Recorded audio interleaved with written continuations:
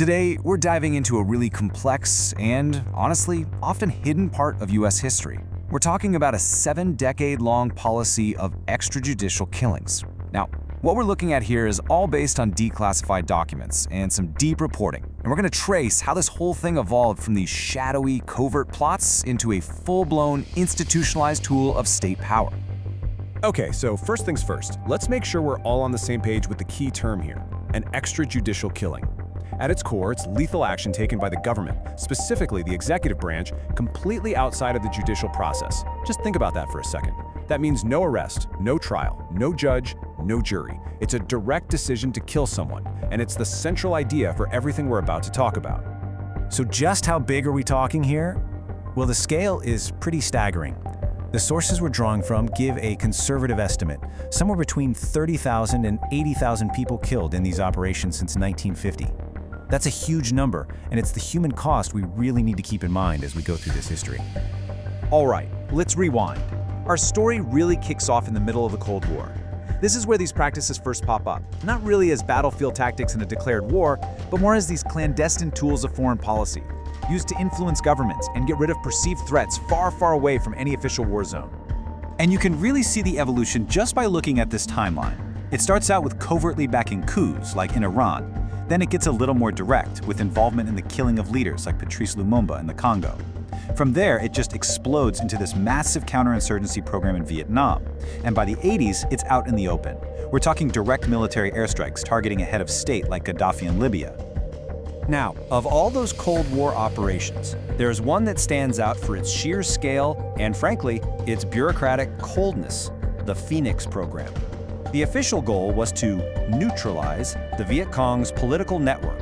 But that word, neutralize, well, it was very often a euphemism for capture, torture, or just outright killing. And the official number? According to congressional testimony, the death toll from the Phoenix program was 20,587. That is just a stunning figure. And it's worth noting our sources point out that many historians are pretty convinced the actual number is probably much, much higher. Okay, so the Cold War ends, and you might think these tactics would fade away. And for a while they did. But then, September 11th, 2001 happens, and everything changes. This event kicked off a massive transformation, ushering in a whole new era of technology and law that basically institutionalized targeted killing on a global scale. This is the beginning of what we now call the drone age. So how did this become legal? Well, it all comes down to this one document: the 2001 Authorization for Use of Military Force, or the AUMF. This short but incredibly powerful document gave the president sweeping authority to wage what was essentially a borderless, timeless war against a very vaguely defined enemy. It effectively laid the legal groundwork for a global assassination program. And what happened next was a huge escalation. While the Bush administration really pioneered the use of these armed drones, the Obama administration took it and expanded it massively. What's so interesting here is the shift in strategy. It wasn't just about doing more strikes, it was about normalizing them, turning them into a routine bureaucratic process with something called the disposition matrix, which, for all intents and purposes, was a kill list. And this chart, wow, it really puts the scale of that expansion into perspective. Just look at Pakistan. The number of drone strikes jumps from about 50 under President Bush to over 550 under President Obama. That's more than a 10-fold increase. This is the moment the drone becomes a routine, everyday instrument of lethal force. So you have this massive expansion of executive power, with the government targeting people all over the world. This inevitably leads to a huge and honestly a pretty scary constitutional question. Could the government also target its own citizens? And in 2011, the answer came back as a clear and resounding yes. The killing of Anwar al-Awlaki, an American citizen, in Yemen, followed just weeks later by the killing of his American teenage son, Abdul Rahman, in a completely separate strike. Well, that confirmed it. The executive branch had now claimed the authority to kill U.S. citizens abroad without any due process whatsoever. You'd think that would be the peak, but no, the story doesn't stop there.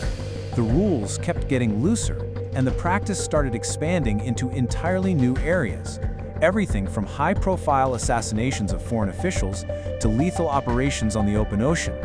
And one of the most brazen examples has to be the drone strike in January 2020 that killed Iranian General Qasem Soleimani in Iraq.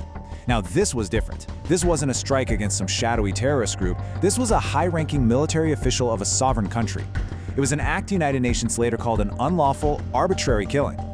Around that same time, another new frontier for these operations was opened up: the sea. A new policy came out authorizing lethal force against boats in international waters just on the suspicion of trafficking drugs, and again, with absolutely no judicial process involved. So how did this actually work?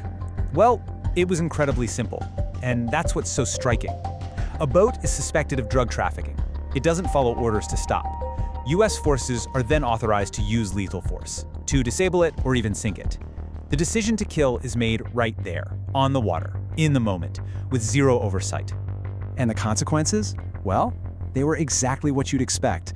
Go-fast boats were sunk, people on board were killed or just disappeared at sea.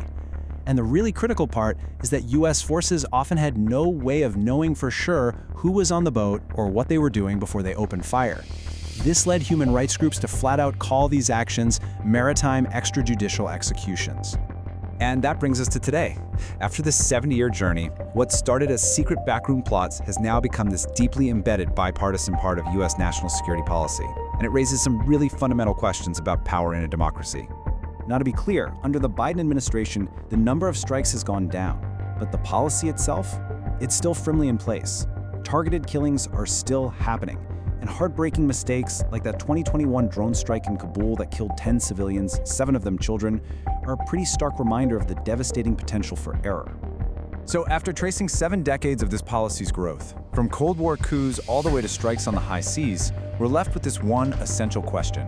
When you normalize these practices, when you concentrate the power of life and death into the hands of the executive branch with little to no public or judicial oversight, what is the long-term impact on democratic accountability and the very idea of the rule of law itself?